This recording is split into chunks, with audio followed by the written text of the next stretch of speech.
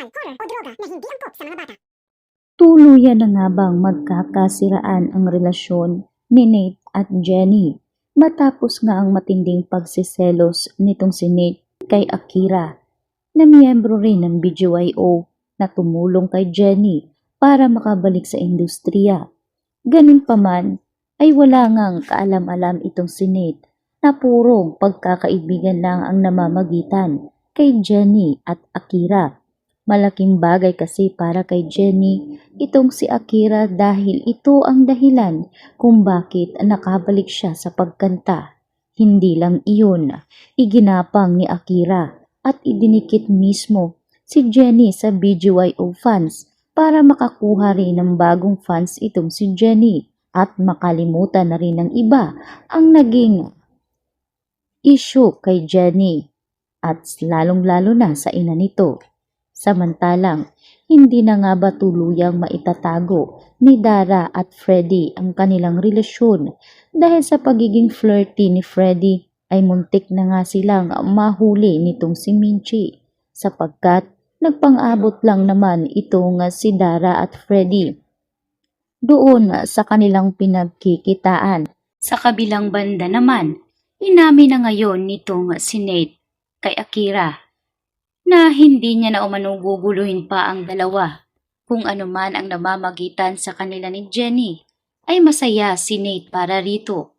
Ngunit nagulat itong si Akira sa mga pinagsasasabi nitong si Nate at tinatanong niya kung nagsiselos nga ba siya dito sa kanilang dalawa. Mariing itinanggi ito ni Nate, ngunit ramdam na ramdam ito ni Akira. Kaya binasag na rin ni Akira ang agam-agam nitong si Nate. Sinabi niya na magkaibigan lang talaga sila ni Jenny. Sa katunayan ay parang bunsong kapatid na ang tingin niya kay Jenny. Tinutulungan niya lang si Jenny para makabalik sa industriya. Lalo't lugmok na lugmok itong si Jenny sa mga araw na iyon dahil sa patuloy na paninira nga ni Miss Dara at Megan sa kanyang pagkatao. Subalit bukod doon ay wala nang hihigit pa sa kung ano ang relasyon nila ni Jenny. Natutuwa umano si Akira dahil sa wakas ay nalaman niya rin kung ano ang estado ng nararamdaman ni Nate para kay Jenny. Sa katunayan ay kinausap pa nga ni Akira si Jenny na kung totoo rin ang nararamdaman nito ay bakit hindi na lamang amirin rin ni Jenny upang sa ganon ay hindi na rin sila mahirapan sa isa't isa. At kung trabaho muna ang kanilang iisipin, ay pwede naman nila itong isang tabi muna at karir ang unahin. Malaki ang pasasalamat nitong si Nate dahil naliwanagan siya sa kanyang mga nalaman. Kaya agad niyang pinuntahan ni Nate itong si Jenny at humingi siya ng patawad. Kaya naman anya pa ni Jenny na mukhang hindi na kinakailangan sapagkat alam niya na may babae na rin na kinaabalahan itong si Nate. Ngunit nagulat itong si Nate sa mga sinabi ni Jenny kaya pinaliwanag niya rin ang lahat. Nagkaintindihan na ang dalawa at ipinapangako ni Jenny na trabaho muna ang kailangan nilang unahin lalo't kakabangon pa lamang ni Jenny. Sa kabilang banda magpapang-abot itong si Miss Vanna at itong si Dara. Matapos mahuli ni Vanna na tila kinakaladkaran nga ni Dara itong si Freddy. Kaya naman kinausap agad nitong si Vanna, si Dara. Sabay sabi, naku talagang kating-kati na si Dara bakit hindi siya maghanap ng lalaking hindi nga masisira ang pamilya. Masaya umano sila nitong si Freddy at bakit patuloy pa rin ang pagdikit niya dito sa kanyang asawa. Anya pa ni Miss Vanna na hindi porket magkumari sila ay pati ang asawa niya ay aagawin na rin nito. Hindi umano makakapayag si Miss Vanna. Samantalang ipinaalala uli ni Miss Vanna ang naging karanasan ni Dara kay Minchi. Baka nakakalimutan umano nito kung paano siraan ni Dara si Minchi dahil sa pagiging other woman nito. Sana ay alam din ni Dara kung ano ang kanyang kahihinatnan kung sakaling malalaman ni Miss Vanna na siya ang other woman nitong si Freddy. Tila napalunok itong si Freddy dahil alam nila na si Freddy ay takot din dito kay Miss Vanna. Lalo't si Miss Vanna nga ang kumilos lahat para magkaroon nga sila ng sarili nilang agency sa industriya.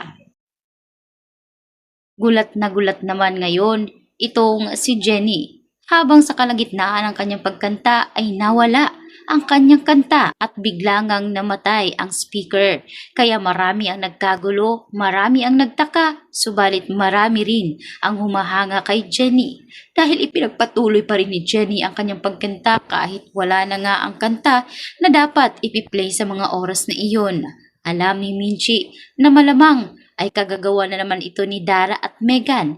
Hindi talaga titigilan ng dalawa hanggat hindi bumabagsak itong si Jenny. Ganun pa man ay agad ngang kumilos si Minchi at doon pinuntahan ang likod ng bahagi ng entablado para tanungin kung ano ang nangyari. Ngunit agad naman itong inasikaso ng mga nag-aalalay doon. Samantalang matapos ang malaking performance at payapa na pagkanta ni Jenny, marami ang humanga sa kanya at trending na naman ang ating bida. Bigla ngang sumulpot itong si Miss Amelia, mismo sa Port Uno na pinagtitrihan ngayon nila Minchi at Jenny. Gulat na gulat itong si Minchi dahil lumantad si Miss Amelia. Tinanong ni Minchi kung ano ang ginagawa ng matanda rito, kaya nakiusap si Miss Amelia na nais niya nang makausap si Jenny. Marami ang dapat nilang pag-usapan. Humihingi rin siya ng kapatawaran kay Minchi dahil sa pagiging bulag niya noon. Ngunit ganun pa man, anya pa ni Minchi na matagal nang nangyari ang lahat.